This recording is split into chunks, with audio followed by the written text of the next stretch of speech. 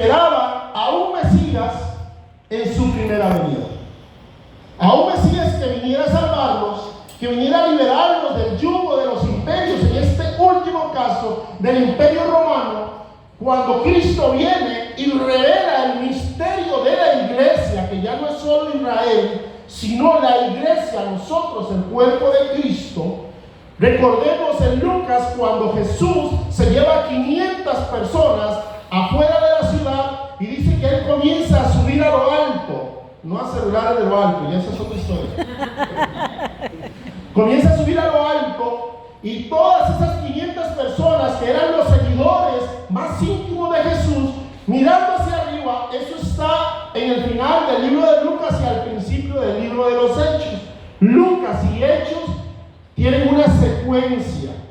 Fue escrito precisamente por el evangelista Lucas, escribiéndoselo a un Teófilo que quería saber todos los acontecimientos de Jesús y lo que seguía. Entonces Lucas, que fue evangelista, y aclaro, no fue discípulo de Jesús, fue evangelista, se dedicó a recabar toda la información. Entonces termina el libro de Lucas cuando Cristo se va y comienza el libro de los Hechos, que es el único libro que no se ha cerrado. El libro de los Hechos se sigue escribiendo porque es los Hechos de la iglesia, y nosotros somos la iglesia, todavía estamos acá, todavía estamos viviendo el libro de los Hechos de la iglesia de Jesucristo.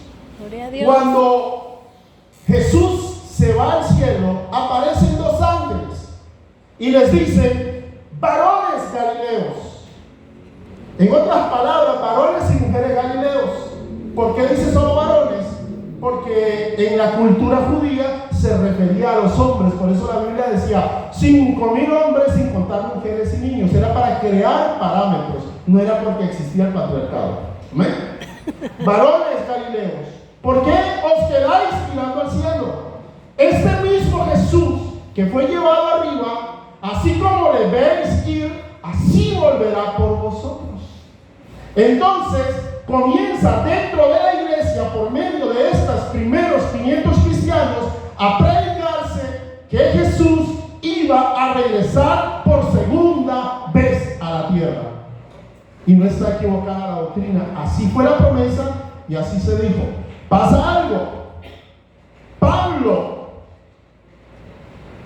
cuando le escribe a los tesalonicenses, luego nosotros, los que vivimos, los que habremos quedado, seremos arrebatados juntamente con ellos, crea una controversia dentro de la iglesia cristiana en Tesalónica. Ellos no lograron entender eso, porque los cristianos de la iglesia primitiva, la primera iglesia, creían que Jesús iba a regresar pronto, porque la Biblia decía que él iba a regresar pronto. ¿Cuántos creen que él va a regresar pronto?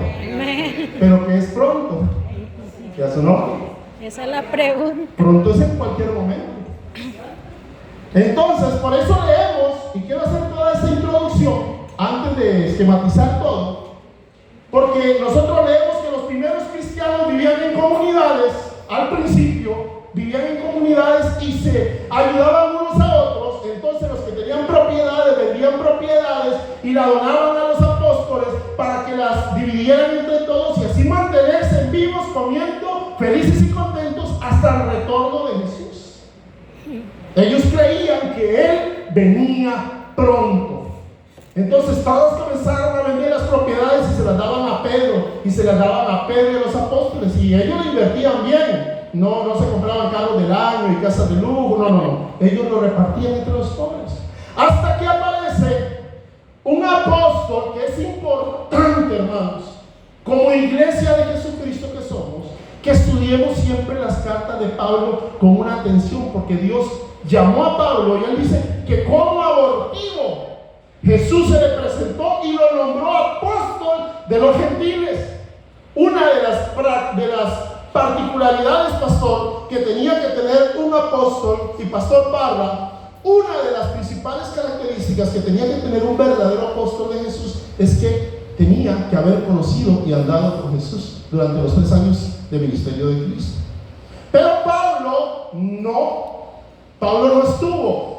Pablo tuvo un trato especial. Jesús le salió al encuentro, lo llamó y Jesús le reveló el evangelio para los gentiles. Fue un trato especial, y por eso hay un momento en que el mismo Pablo tiene que defender su apostolado. Y a Pablo le fueron reveladas cosas que comenzó a plasmar en las cartas, como en este caso. Entonces le dice a la iglesia que antes de la segunda venida de aquel acontecimiento que ya la iglesia estaba esperando, iba a haber otro acontecimiento extraordinario, que es lo que vamos a comenzar a ver esta noche.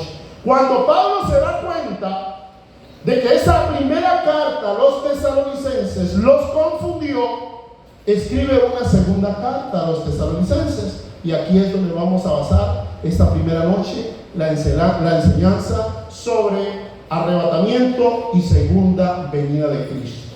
Hoy vamos a hablar sobre el arrebatamiento y la segunda venida de Cristo. Mañana vamos a hablar sobre el anticristo, su reinado, los imperios, los nombres del anticristo, de dónde vendrá el anticristo. Y el domingo, para terminar, vamos a hablar del momento actual en que se encuentra la iglesia según lo que está pasando en el mundo con los nuevos gobiernos que se han establecido al día de hoy, iniciando por Zelensky y por Donald Trump en los Estados Unidos, que son parte importante de la profecía.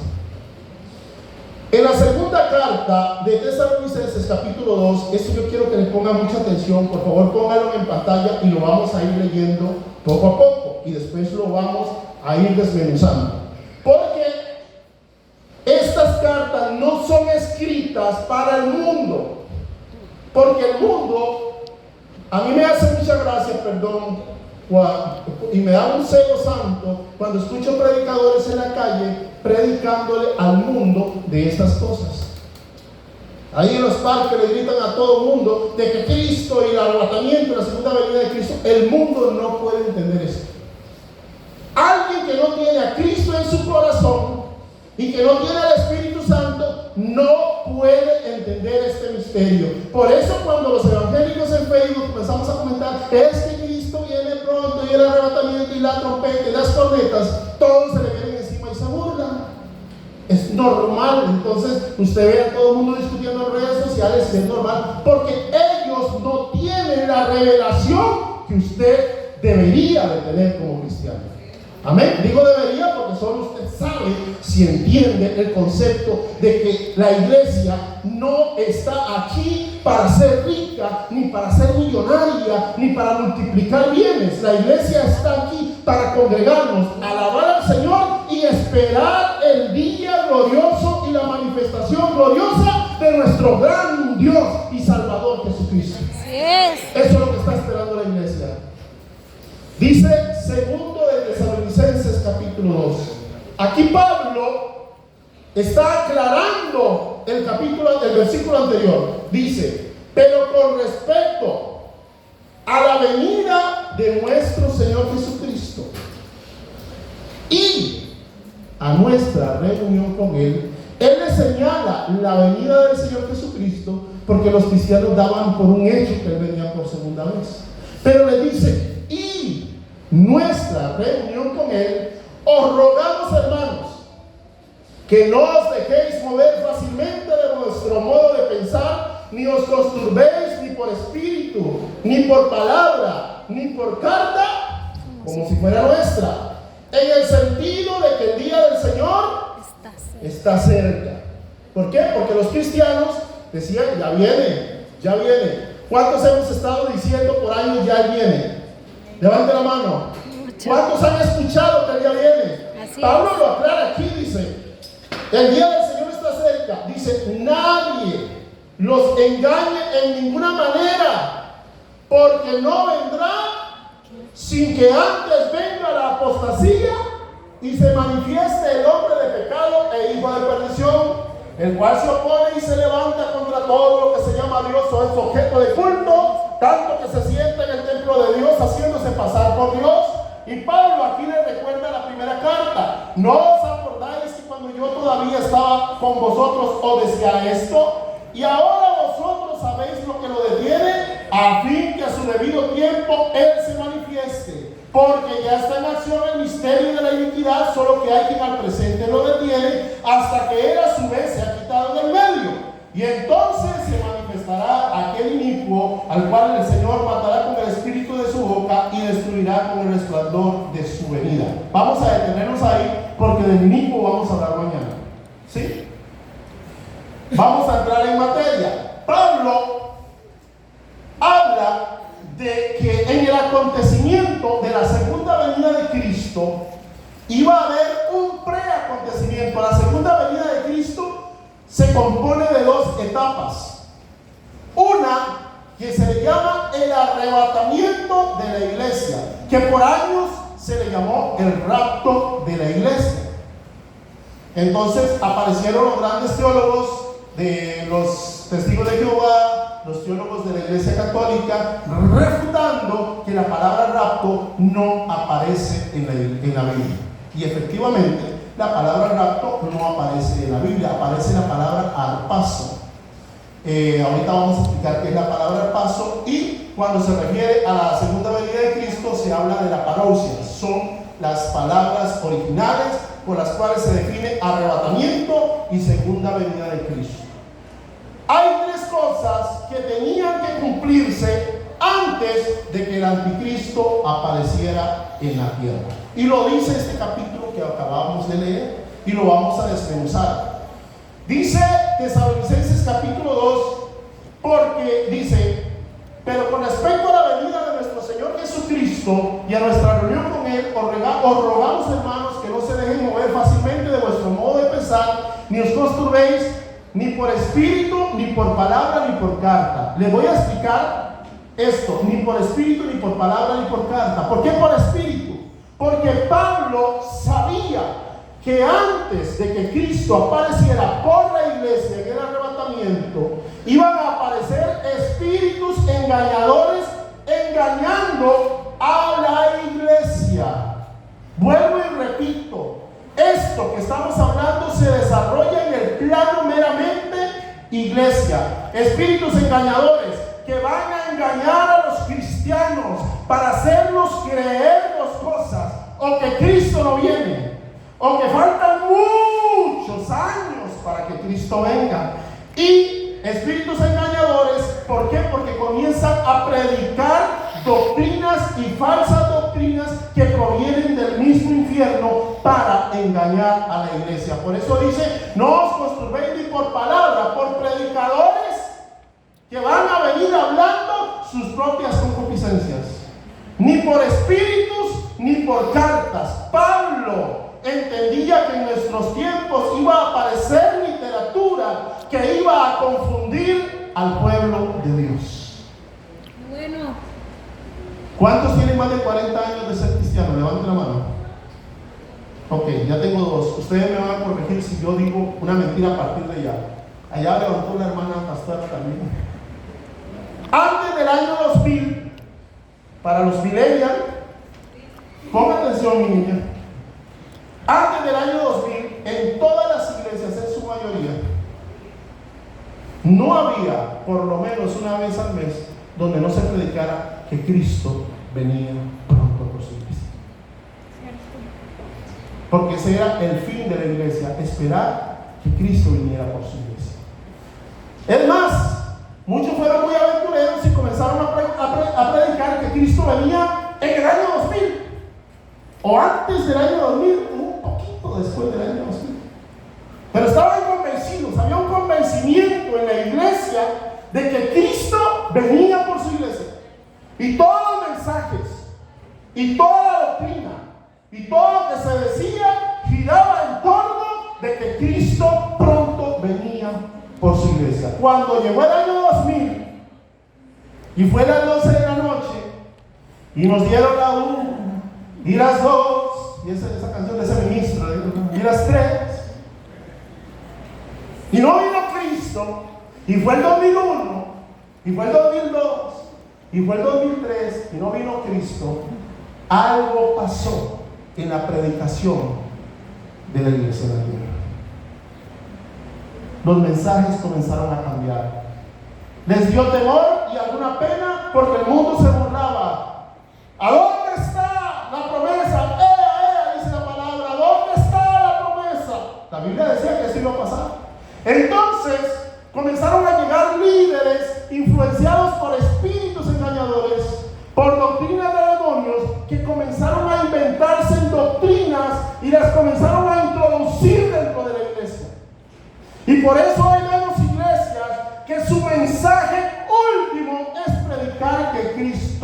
no les interesa que Cristo venga.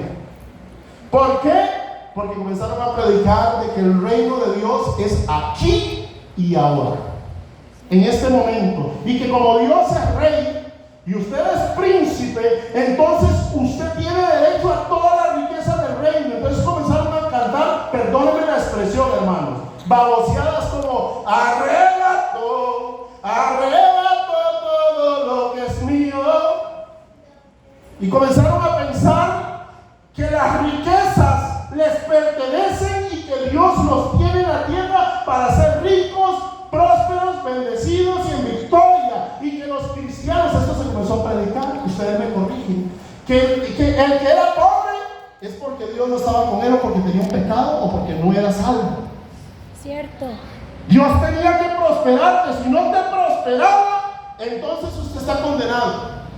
Y se comenzó a predicar la bendita teología de la prosperidad en las iglesias, sustituyendo el mensaje primordial de la iglesia, que es decir: Cristo viene pronto, Maranata. Aleluya. Hoy día hay una generación de cristianos que no saben qué significa Maranata. ¿Y a su nombre? Ese silencio me gusta. Ni por espíritu, ni por palabra, ni por carta. Se comenzaron a escribir libros que comenzaron a torcer la doctrina. No os conturbéis ni por espíritu, ni por palabra, ni por carta, dice Pablo, como si fuera nuestra, porque no vendrá sin que antes venga la apostasía. Aquí comienzan a aparecer algunas señales que Pablo le dice a la iglesia de Tesalonicenses que pasarían antes de que viniera el arrebatamiento. Dice: sin que antes venga la apostasía. ¿Qué es la apostasía? La apostasía, hay dos tipos de apostasía. Está la apostasía moral y la apostasía teológica. Y aquí se pone muy bonito esto. La apostasía teológica es esta. La apostasía teológica es que la Biblia dice, pero aunque la Biblia diga, yo creo y yo pienso que no es así. Aunque la Biblia dice que el hombre no debería de hacer esto, yo creo y que se debería de hacer así. Por ejemplo, que le es deshonroso al hombre dejarse crecer el cabello. Yo creo que dejarme crecer. A la Biblia me dice, pero eso era para aquellos de allá. Aunque la Biblia dice que adulterar, fornicar, dar falso testimonio es pecado, no, pero Dios es misericordioso. ¿Y a su nombre? Él nos ama tal y como somos. Yo puedo hacer lo que me da. Y aunque la Biblia dice que el alma que pecare esa morirá, Él es un Dios de misericordia. Porque comenzamos a agarrar la Biblia y la comenzamos a torcer. Eso se llama apostasía teológica. ¿O no ha escuchado usted a alguien que dice eso? Es que la Biblia dice eso, pero yo creo, yo pienso. Eso se llama el espíritu de ego, que es el que está dañando a nuestra sociedad. Ese espíritu que el enemigo ha ido posesionando primeramente con los hombres en una temporada, cuando se habla del machismo, y actualmente con el feminismo. Han habido dos etapas: primero los hombres abusadores que abusaron del ego y del yo, y ahora es todo lo contrario. Los hombres estamos, y me incluyo, sometidos sobre un ataque de Satanás, que es el ego feminista. Y bueno, eso es otro tema, eso le toca a Agustín Laje, no me toca a mí. Para los que no conocen a Agustín Laje, deberían de seguirlo en las redes sociales. Extraordinario muchacho. La apostasía teológica es sustituir el mensaje escrito de la palabra de Dios por lo que yo creo y lo que yo pienso. Sustituir el mensaje de salvación, sustituir el mensaje de la venida de Cristo por prosperidad, riquezas, fuego, fuego de Dios, caiga, voy a tirar mi saco y todo el mundo va a caer. Doctrinas de demonios. sustituir la palabra de Dios por mi propia creencia, eso es la apostasía teológica. Y hay otra apostasía que se llama la apostasía moral. Apostasía moral. ¿Qué es la apostasía moral? Personas cristianas, entre comillas,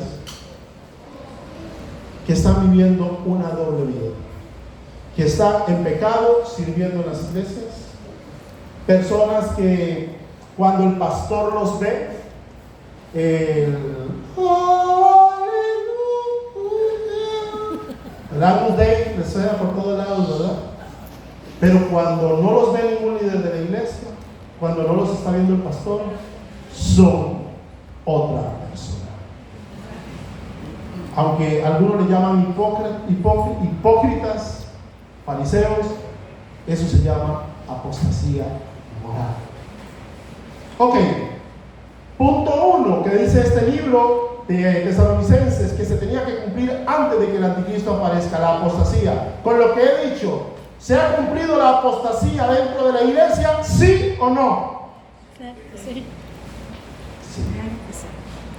Ahora dice, no vendrá sin que antes venga la apostasía y se manifieste el hombre de pecado e hijo de perdición, el cual se opone contra Dios y todo lo que se llama Dios o es objeto de culto, tanto que se sienta en el templo de Dios haciéndose pasar por Dios. Pero ya está en acción el misterio de la iniquidad, aunque hay quien al presente lo detiene.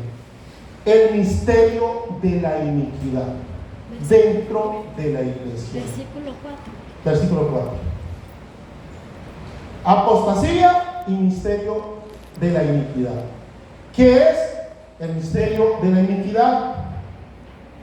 Les voy a dar un desglose de qué es, porque cuando hablamos de gente inicua, nosotros como cristianos nos imaginamos a todos los pecadores que andan asesinando gente allá en la calle, a los seguidores de diablo y de las bandas narcos, son inicuos. Pablo aquí está hablando de iniquidad dentro de la iglesia. ¿Qué es? Dice, porque ya está en acción el misterio de la iniquidad. Característica del ministerio de la iniquidad, es una anarquía que se desarrolla en secreto. Es un poder maligno, estas son las definiciones, es un poder maligno que está en acción. Es un plan para engañar a las personas y condenarlas. Es una obra de Satanás dentro de la iglesia. El misterio de la iniquidad es una obra de Satanás, escúchenlo bien, dentro de la iglesia. ¿Qué quiere decir esto? Nos tenemos que devolver al momento en que Jesús dijo: dejen que el trigo crezca con la cizaña. ¿Recuerdan esto? Porque usted ve que la gente dice, es que todos los evangélicos son iguales, porque hay gente usada por Satanás dentro de la iglesia que hace cosas influenciadas por Satanás para que la gente culpe a la iglesia. Y lo peor de todo, que este misterio de la iniquidad de Satanás es para atacar a los creyentes dentro de la iglesia. Esto no hay ningún borracho ni ningún mundano que viene a la iglesia a tratar de venir a usted a sacarlo del redil. No, son personas de la iglesia usadas por Satanás, que se dejan usar por Satanás, infiltrados de Satanás dentro de la iglesia. Porque si usted no lo sabía, dentro de la iglesia hay gente que con membresía y todo, bautizados, y algunos en otras iglesias rajan la papaya y son brujos, son consultores de brujos, se andan leyendo la mano, andan consultando el tarot, andan consultando el zodiaco y después vienen a contaminar a la iglesia. ¿Y a su nombre? Hay gente que está influenciada por el ministerio de la iniquidad, que está ministrando los altares, cantando cualquier... Es que a mí se me salen las palabras porque me da rabia. Cantando cualquier tontera en el altar. Y la iglesia comienza a adormecerse y no se da cuenta de que el ministerio de la iniquidad de Satanás están haciendo su operación. Y Pablo dice que el ministerio de la iniquidad actúa desde el tiempo de los apóstoles. O sea, porque dice, porque ya está en acción el ministerio de la iniquidad. Pablo enseña que desde el tiempo de él ya ese ministerio estaba funcionando. Quiere decir que durante todos estos siglos Satanás ha ido engañando a la iglesia al punto que los cristianos primitivos se reunían a alabar a Dios en las cuevas, en las catacumbas, iban a cualquier lado, caminaban las distancias que tenían que ir, pero con los años el misterio de la iniquidad ha logrado que, por ejemplo, un día como hoy, como la selección juega con ese equipo tan malo que está jugando hoy, ¿cómo se llamaba el equipo? Belice, arrepientes. Entonces no voy a ir a la iglesia porque quiero ver a la selección, quiero ver si el glorioso Liga Deportiva La Juelense va a ir al Mundial de Clubes. Entonces me duele la panza, pastor, no puedo ir porque tengo tos, me duele la cabecita. Entonces ahora los cristianos, el ministerio de la iniquidad de Satanás hace que cualquier cosita sea una gran excusa para no congregarse. ¿Y a su nombre? Gloria.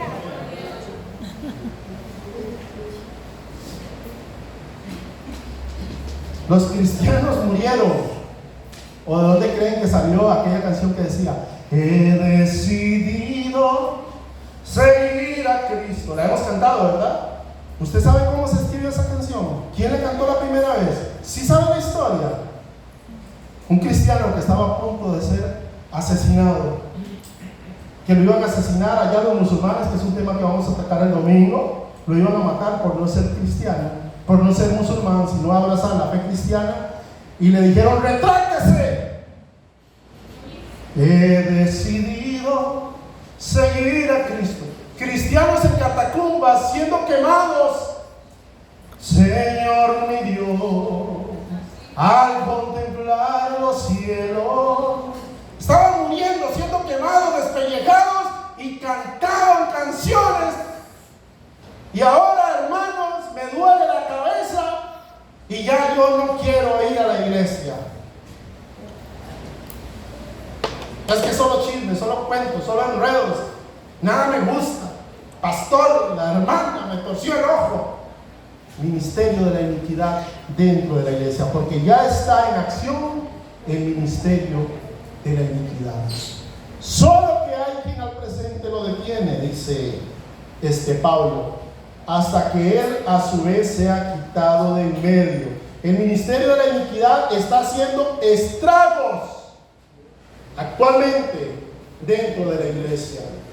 Hoy día, y lo voy a decir abiertamente porque yo soy frentero, hoy día las iglesias están cantando canciones de bandas que no son cristianas. Ya le dije a Joana, yo ya no vuelvo a apoyar un concierto donde cuando vienen las bandas, viene un afeminado a tocar el bajo, a tocar el piano, a tocar la guitarra de una banda supuestamente cristiana. Estos ojitos lo han visto y hay que tratarlos como que si fueran de nosotros, pero la Biblia dice que si fueran de nosotros hubieran permanecido con nosotros. ¿De su nombre? Gloria. Aleluya. Cantantes que se hacen pasar por cristianos, lobos vestidos de ovejas, porque hoy día es más lucrativo ser cantante cristiano que un cantante del mundo cuando ya se les está acabando la carrera. Entonces, cuando se les está acabando la carrera, me hago cristiano, canto canciones cristianas, sigo teniendo mi ritmo de vida, y los cristianos creyendo y cantando cuando la Biblia dice cantad entre vosotros himnos y cánticos espirituales. ¿Y a su nombre? Y ni qué decir de la letra que estamos cantando. Hay algo, y lo voy a decir también, que admiro de la iglesia católica. Si a un cantante católico se le ocurre escribir una canción católica antes de sonar en un altar de la iglesia, Primero tiene que venir un concilio de la iglesia, escucharlo, analizarlo, y si lo aprueban se canta, y si no, no. Hoy cualquier patavueltas compone una canción que dice que es cristiana, la escucha el líder de la banda cristiana, ring, ring, ring, y la cantamos y no sabemos ni siquiera lo que estamos cantando. Cierto. No se analiza si la canción está exaltando a Dios o a quién está exaltando. Ay, es que es una canción de amor. Oh, sí, tú, ¿cómo no? ¿Y a su nombre? Aleluya, gloria. Denle un aplauso al Señor.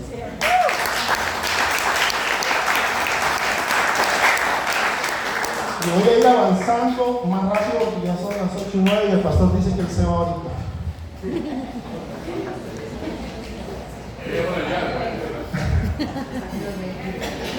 Siga. Apostasía, ministerio de la iniquidad.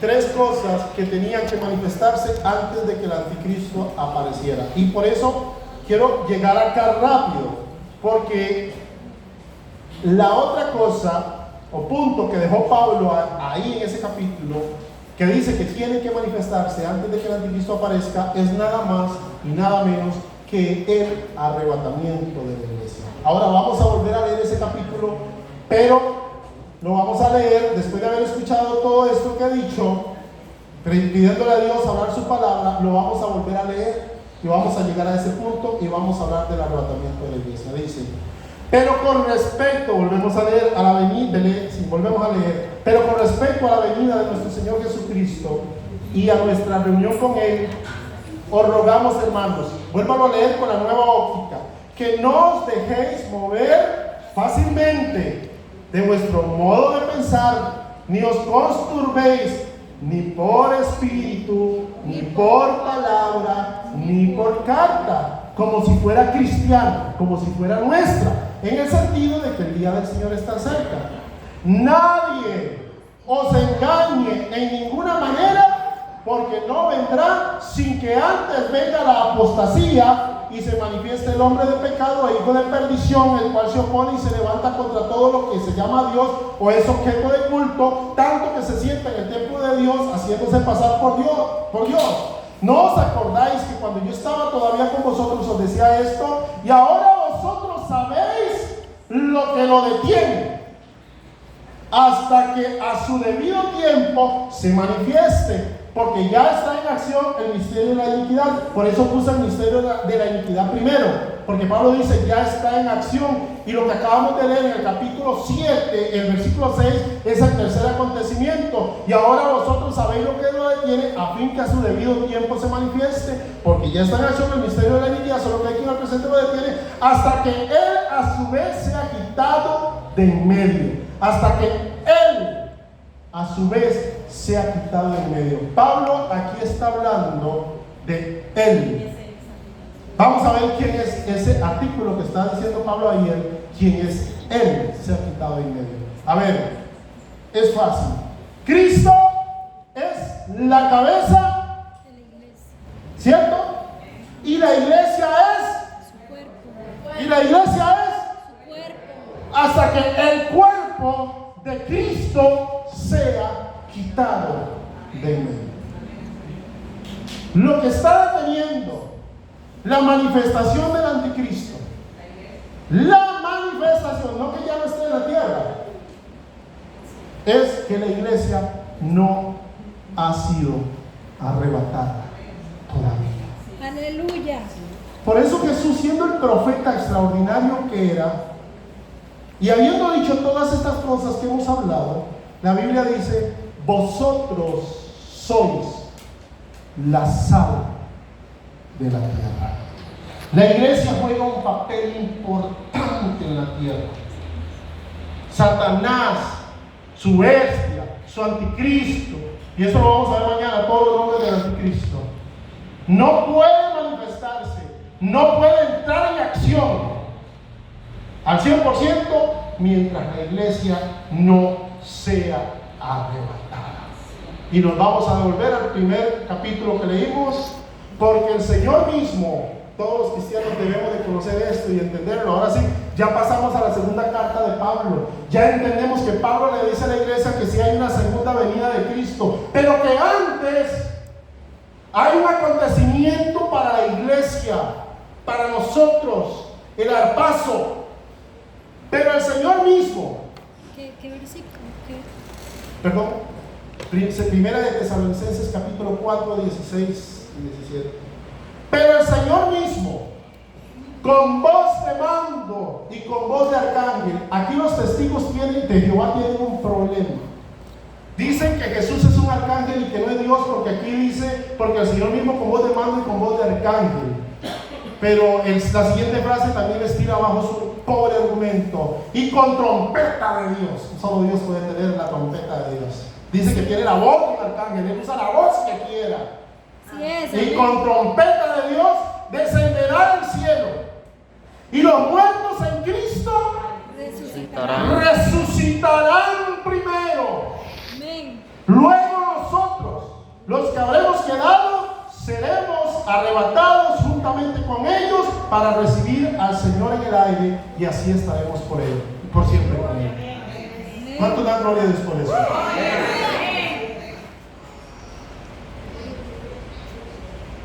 Pablo, con referencia a esto,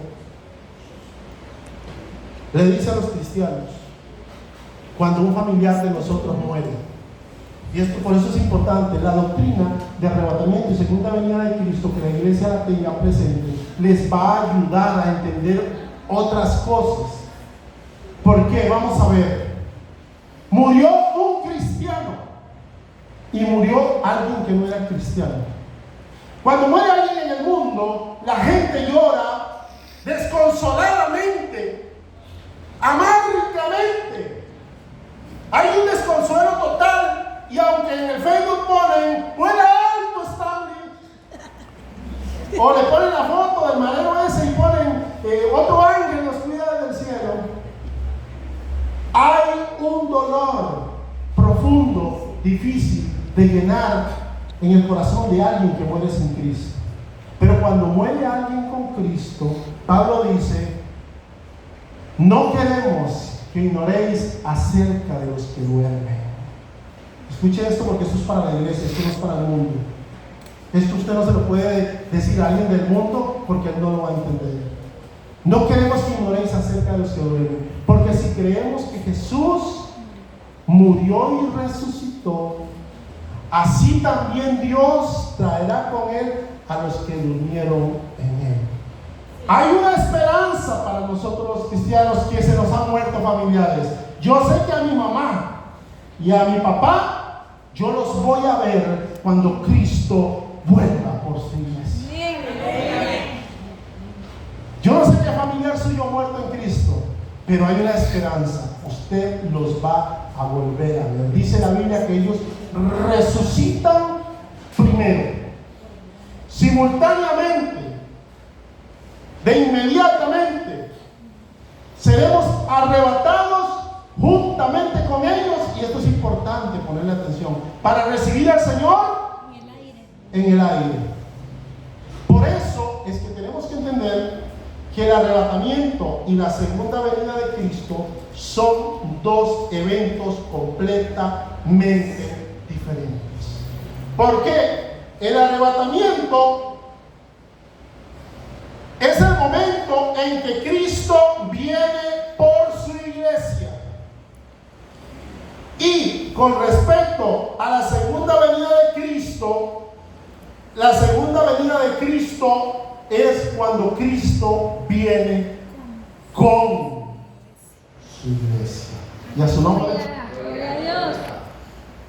Y ahí viene, voy a hacer un pequeño paréntesis, de los famosos cristianos que dicen: no, pero si yo me quedo en el arrebatamiento, entonces me convierto y sigo al Señor en la gran tribulación y me voy a la segunda venida de Cristo. Ay, sí, tú, ¿cómo no? Si no lo hiciste con el Espíritu Santo acá fortaleciéndote, redarguyéndote, consolándote, guiándote,